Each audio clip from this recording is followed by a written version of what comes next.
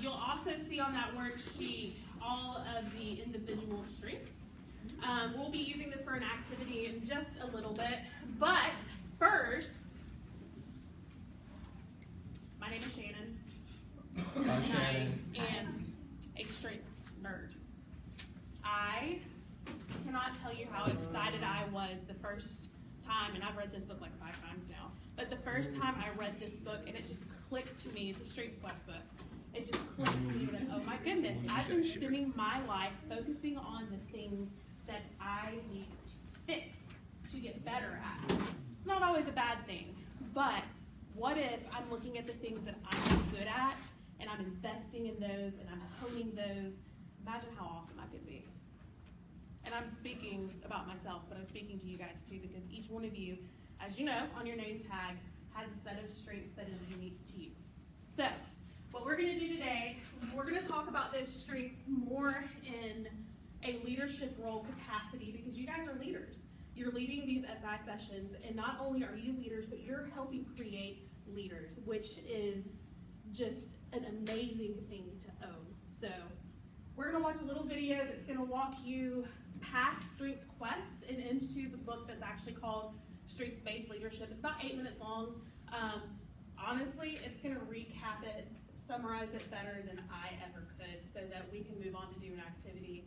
And then I'm hoping that at the end we'll have some time to go around to maybe me, but also Justin and Dylan, I think, left again. He likes to abandon us. And just kind of talk about how we invest in our strengths.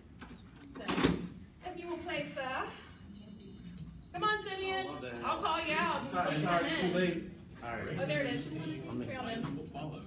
Tom Rath and Barry Conchie is an extensively researched book that investigates the keys to effective leadership. The authors assembled a team of experts to review decades of Gallup data on this topic, more than 20,000 in-depth interviews with senior leaders, studies of more than 1 million work teams, plus 50 years of Gallup polls about the world's most admired leaders. From there, they launched a new study of more than 10,000 followers. Their 3 core findings paved the way for 3 parts of the book and this review. They are: the most effective leaders are always investing in strengths. The most effective leaders surround themselves with the right people and then maximize their team. And the most effective leaders understand their followers' needs. Invest in your strengths. The idea of the well-rounded leader is a misconception, if not an outright myth. Those who strive to excel in all areas become the least effective leaders overall. Few people, leaders included, have discovered where they have the most potential for growth. Leaders often do not have a true sense of their strengths and weakness, and without awareness of strengths, leading effectively is impossible. This lack of self-awareness and what a leader is truly best at can lead to more disengaged employees, unhappy customers, and stress. Big problems surface when managers and leaders think they should be clones of the leaders they most admire.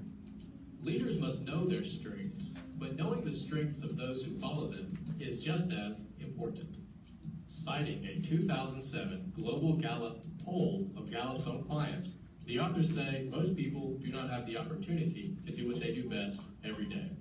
When an organization's leadership fails to focus on individual strengths, the odds of an employee being engaged are 1 in 11.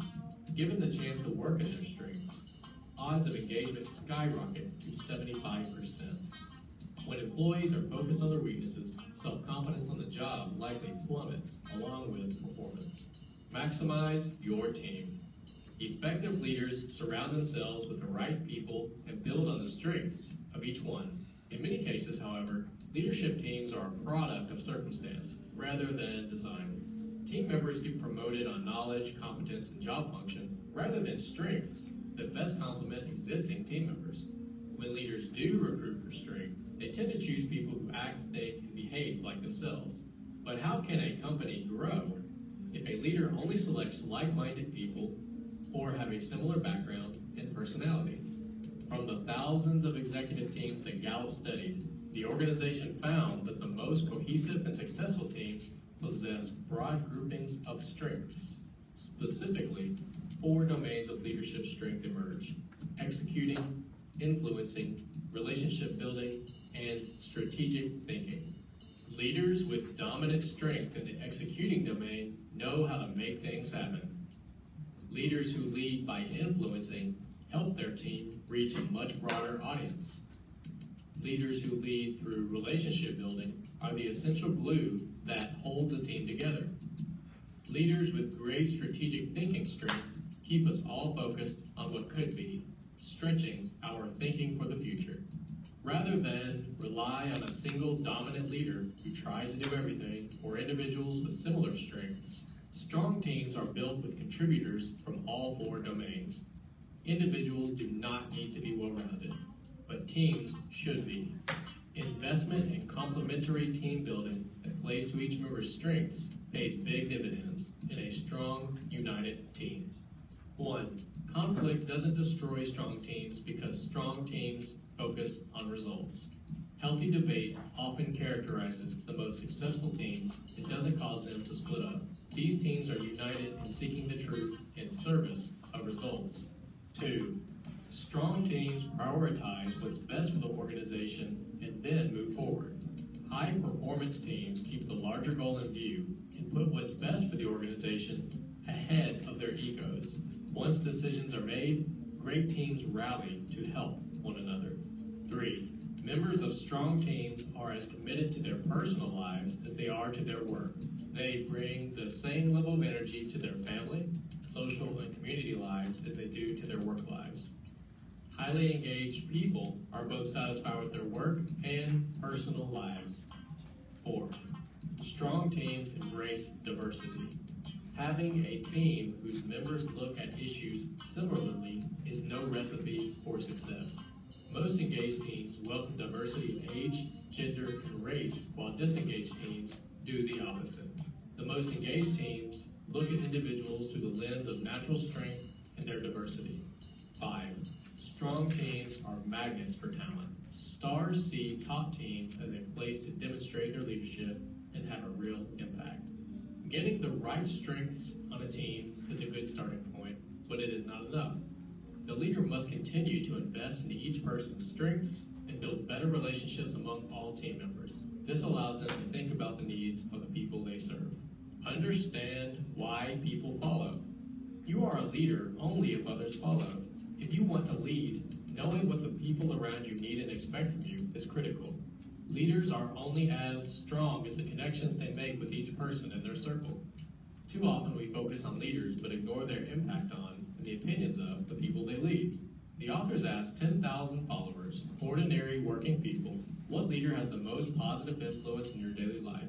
They then asked these 10,000 followers to list what they want and need most from the influential leaders in their lives. These four words appear the most: trust, compassion, stability, and hope. Trust. Followers will not tolerate dishonesty. Without trust in leadership, the chances of employees being engaged at work is 1 in 12. With trust, it's 1 in 2. Big difference. Trust creates increased speed and efficiency in the workplace. People make things happen quickly when they are bonded, skipping formality and getting straight to what is important. Compassion. People expect compassion from higher-up leaders and things like caring from everyday leaders. People are people, and followers value being recognized as a human with needs for connection and well-being. Stability. People want leaders they can depend on in times of need. At the most basic level, employees need a paycheck and need to feel secure about their jobs. Followers with a sense of where their career is headed and how the organization is doing financially feel safe. Transparency is a huge contributor to stability. Hope. Knowing things can and will be better in the future is a powerful motivator. With hope absent, people lose confidence, disengage, and often feel helpless. Leaders can choose to initiate or react. Leaders who react too much convey that they aren't in control. Leaders who initiate create hope for the future. That may be why the best leaders, the authors say, are those whose behaviors and lessons live on long after they are gone and change the lives of those who follow them. This has been our review of the book, Strengths-Based Leadership by Tom Rath and Barry Conchie. When you buy this book, you will receive access to this. All right, let's do a test. Because you need to know all. I'm just kidding. Y'all, that was a lot. I just threw a lot at you. I'm sorry. We will dive into this deeper as the semester goes on, just so you know. But what I want to do now is have everybody number off 1, 2, and 3. And then we're going to get in 3 separate groups and do an activity just kind of as quickly as we can get through it. Okay, so can we start down here? Will you start with 1? 1, 2, 3, 1, 2, 3, 1, 2, 3, 1, 2, 3, 1, 2, 3, 1, 2, 3, 1, 2, 3, 1, 2, 3, 1, 2, 1, 2, 3, 1. 2, 3. All right, cool. How about number 1? Why don't you come up here?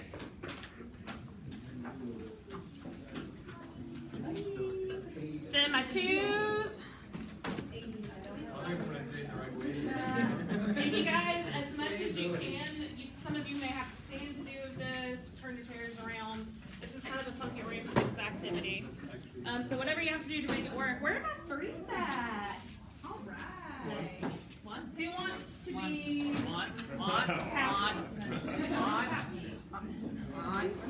No, you are good. All right, guys, so listen just for 1 second, if you will, and then I'll let you dive on in. What you have in front of you is a scenario. Each team has a different scenario. Read through the scenario and then strengths for that scenario, and then answer the questions as a team. I'm going to ask the questions, and I'm going to tell you which ones I'm going to ask you, okay? Go. Chris got it. Hey. You guys did this today.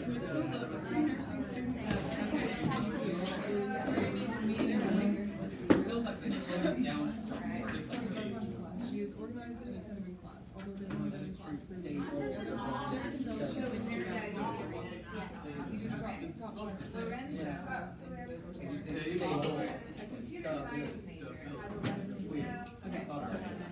Did everyone hear? No? Yes? Matilda Follower, a pre-nursing student with a 3.9 GPA, is in Sarah's leader Bio 2500 class. She is organized and attentive in class. Who's organized and attentive? Matilda. Matilda Follower. Okay. She is organized in class. Now, although you've only been in class for a few weeks together, Sarah can tell she seems to grasp material well. So the leader's top questions to Sarah is connectedness, input, responsibility, empathy, and intellection. Looking at it. Okay. Answer the following questions as a group based on the scenario you've been assigned. Select one team leader to share the group's responses, and done sharing, the team leader will give this response sheet to Shannon. Go forth. Go what? Go forth. Alright, can you read out her strengths again? Scenario 1. Connectedness, input, Responsibility, empathy, and intellection. Intellection. Okay. So she has a relationship building. Adaptability. Okay, so. And then I got the She has another relationship building. So they have. Does this leader possess more than one strength in a Yes. specific domain? Yes. Let's see. She's got relationship building and executing Relationship building, executing. and strategic thinking. She's got intellection. Yes. but no Probably influencing, not right? watch that. I It's wanna a watch classroom it. setting. Right. No. No strategic thinking. Input. Probably a bunch of thinking in it. So connectedness, empathy, input, responsibility, what was the other one? Intellection, And intellection. empathy, yeah. Intellection's in here. So 2 in relationship building, 2 in strategic thinking. Guys, if you have questions, if my speech sentencing is not good, In regard to their strengths. my sentencing. Would you consider the leader to be well-rounded in regard to their strengths? Fairly, but not fully, right? Right, so they're not Yeah. well-rounded in the sense that they don't have all of. I think you should put in there that she's not supposed to be though. Right. The point is you're not supposed to be well-rounded. Writer. English Yeah, major. yeah, and right. Yeah. Alright, so she's fairly well-rounded, Oh, yeah. but that's not the point. We're not supposed to be well-rounded. I am, You should put some else in there. Sarah is fairly well-rounded. How or in which ways will you encourage That, yeah. Well-rounded, but what? But that's not the point. But her well-rounded does not determine her potential. Right. Good job. But that Doesn't determine her leadership skills doesn't. or ability, leadership ability. Her leadership ability. How and in what way should the leader invest her skills with How or this in which student? ways would you encourage She should. Well, another one is connected. So she should definitely be able to build a very strong relationship with this girl. And they should also relate through their executing, because Matilda is a very responsible student, right? So Sarah should be able to relate to her through her discipline, yeah. Well, not discipline. No, her empathy. Empathy. Yeah. Her empathy she should use to be able to relate to her. So, yeah. Yeah. Yeah. Right. And even responsibility, right? She sounds like a responsible girl, and she has Yeah, responsibility. that's what I was saying. Executing, they should be able to relate fairly well Yeah. and build a pretty strong relationship. Cool. Based on their responsibility. Yeah. Mm-hmm. And like you said, with empathy as well. Yeah, I said using empathy to relate with each other based on their responsibility. Nice. Okay. All right. What strengths should the leader seek out in others as a complement to their strength? Well, definitely something from influencing. What do you guys think? Communication. Yeah, we need to hear from you guys. Yeah. What about executing? Responsibility. We're executing it here. Where's the microphone? So. What? she's like, wait, No. this is not what I asked for. I would say command. No.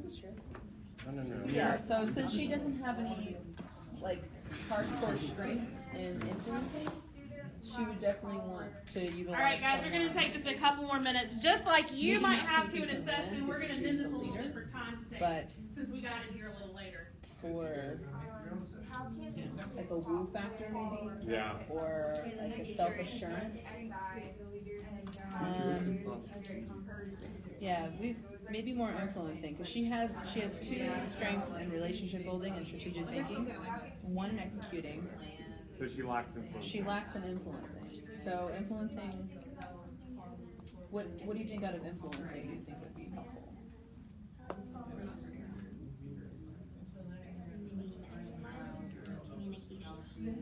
Maximizing communication. I like that. All right, let's finish up on the question you're on, and don't worry about answering the rest, unless you've not answered that question that's specific to SI, because I'd really like to know what you guys think about that. So if you haven't gotten to that one, go ahead and skip ahead to it. It may actually be the last one. How can the student follower benefit from participating in it? I would say communication and maximize, because this girl is already very, she doesn't know Yeah. executing things. So these are the softer of the influencers. I didn't maximize fine.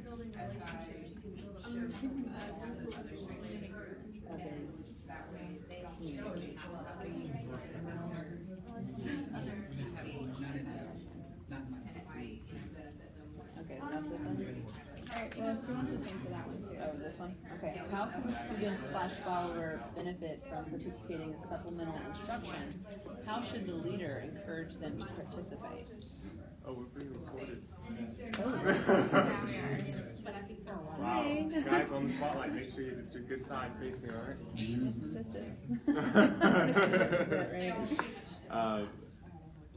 Help them find it.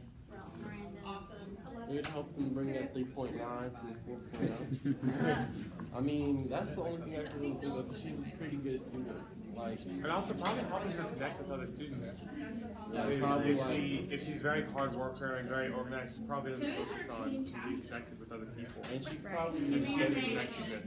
She also might be able to connect with students even better than the leader, the facilitator. And bringing them into You're not Her own study group because she is a pretty good student. team captain, Yeah. There you go. We need to select a team captain. I will eventually remember the name of KG, how do I not remember? How about someone that has? You know, I'm just upset with myself right now. I'm just gonna go over here and pout. KG. You haven't talked. KG Kayla. It needs to be one of you three. Y'all haven't talked. Who wants to be captain? Captain. Give me a name. Connectedness. They're using connectedness to help her to connect with other students.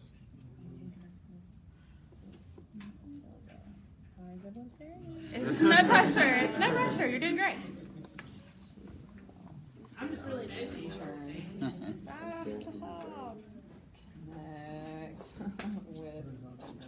these students. And benefit from helping other students. That's not what I intended.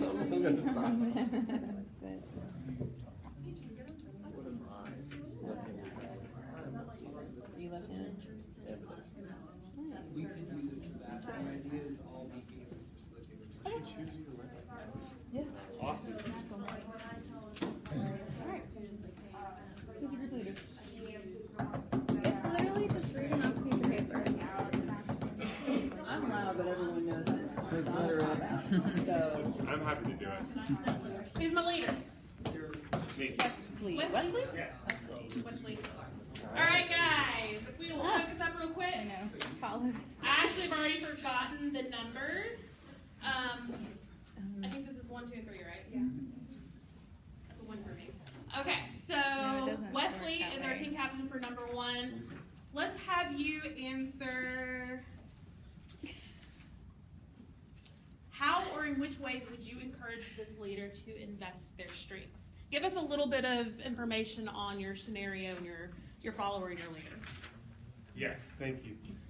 So we have this amazing student. She has a 3.9 GPA, and she's in this biology class. She's doing really well. She's organized. She's focused. And the SI or the leader notices her. And of course, this is a very good student. So how can she? In which ways? How can we as leaders encourage this great student to invest in their strengths?